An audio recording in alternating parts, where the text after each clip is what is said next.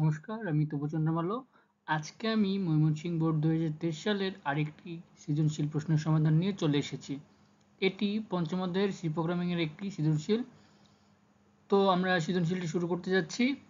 তো প্রথম প্রশ্নটি হচ্ছে যে এখানে দেওয়া আছে একটি ফ্লোচার্ট এবং ফ্লোচার্টটি দেওয়ার পরে এখানে ক প্রশ্ন বলেছে যে সুডোকোড কি, তারপর বলেছে ক্ষতে কে প্লাস প্লাস ও প্লাস প্লাস কে ব্যাখ্যা করো।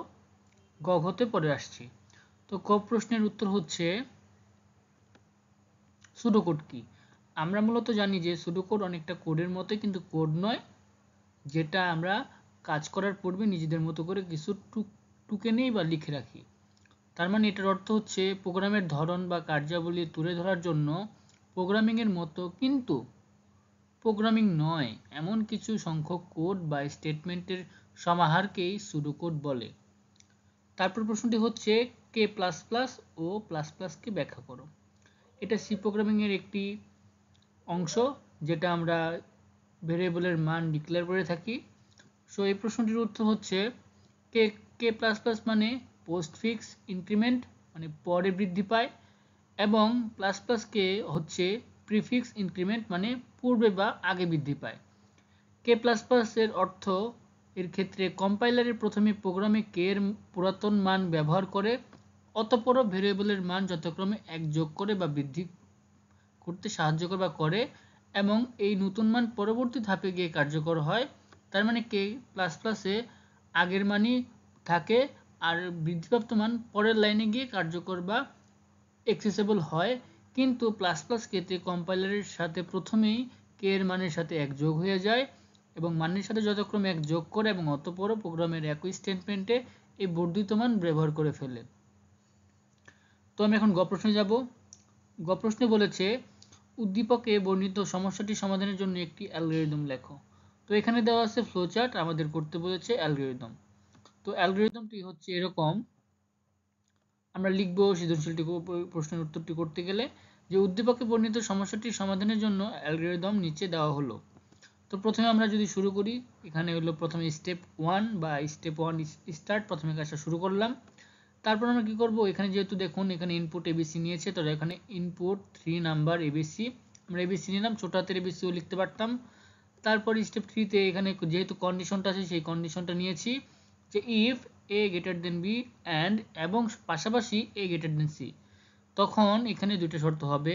যেহেতু আমার ইয়েস নো আছে, তো প্রথম শর্তটি হচ্ছে যে যদি এটা সত্য হয় তাহলে প্রিন্ট এ প্লাস 5, মানে বোঝা যাচ্ছে যে যদি এটা সত্য হয়ে যায় তাহলে সে এখানে এসে পড়বে এবং প্রিন্ট করবে এ, আমরা যে ইনপুটটা দিব তার সাথে 5 যোগ করে সেটা প্রিন্ট করবে, এবং সর্বশেষ যে স্টেপ 6 মানে আমরা যে কাজটা শেষ করি বা এন্ড, সেখানে ফিরে যাবে। আর যদি নো হয় তাহলে সে পরের স্টেপে চলে যাবে। এবং পরের স্টেপ কি, এখানে আরেকটা কন্ডিশন, যে কন্ডিশনটা কি, যে বি এর থেকে বড় থাকবে এবং বি সি এর থেকেও বড় থাকবে। যদি এই কন্ডিশনটা সত্য হয় তাহলে আমাদের প্রিন্ট করবে বি প্লাস 6, কারণ এখানে বি এর মান 6 বৃদ্ধি করেছে, এবং স্টেপ 6 পরে আমরা চলে যাব।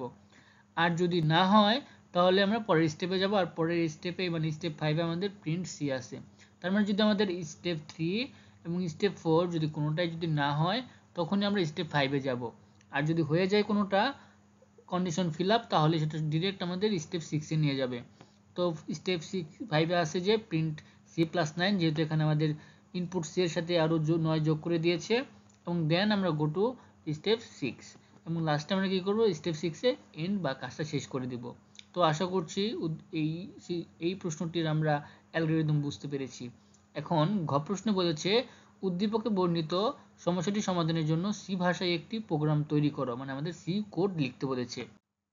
তো আমরা এখন সি কোডটি করব।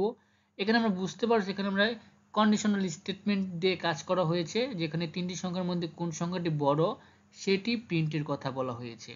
তো প্রথমে আমরা এই কথাটি লিখে নিব যে উদ্দীপকের সমস্যা সমাধানের জন্য সি ভাষায় প্রোগ্রামটি নিচে দেওয়া হলো। তারপর আমরা জানি যে কোন একটা প্রোগ্রাম লিখতে গেলে আমাদের সি ভাষার মধ্যে ইনক্লুড স্টোরি.h লিখতে হয়। তারপর আমরা মেন ফাংশনটা নিয়ে নিব। তারপর আমরা ইন্টিজার, যেহেতু এখানে তিনটায় আমাদের ভেরিয়েবল, আমরা এবিসি ইন্টিজার নিয়ে নিয়েছি। তারপর আমাদের অবশ্যই বলে দিতে হবে যে আপনারা তিনটি সংখ্যা দিন, মানে আমাদের স্ক্যানএপ করতে হবে। তো আমরা এখানে স্ক্যানএপ করলাম, যেহেতু তিনটি সংখ্যা তার জন্য পার্সেন্ট ডি তিনটি নিয়েছি, যেটাকে ফরম্যাট স্পেসিফায়ার বলে। এবং 3টি সংখ্যার জন্য এদের অ্যাড্রেস সহ and A and B and C নিয়েছি।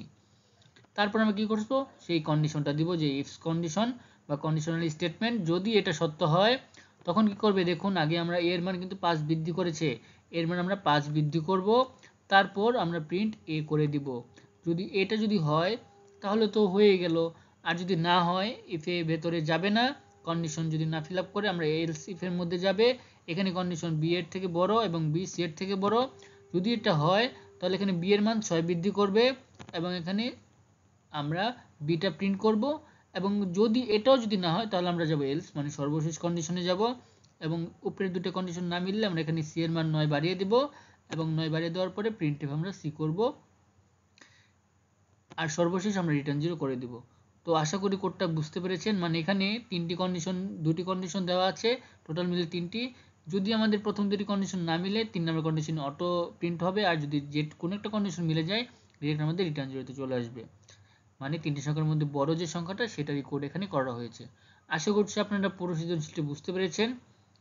তো সবাইকে ধন্যবাদ এতক্ষণ পর্যন্ত ভিডিওটি দেখার জন্য, এবং ভিডিওটি শেয়ার করবেন আপনাদের বন্ধুদের সাথে, এবং যদি ভিডিওটি ভালো লাগে অবশ্যই চ্যানেলটি সাবস্ক্রাইব, লাইক, কমেন্ট করবেন। ধন্যবাদ।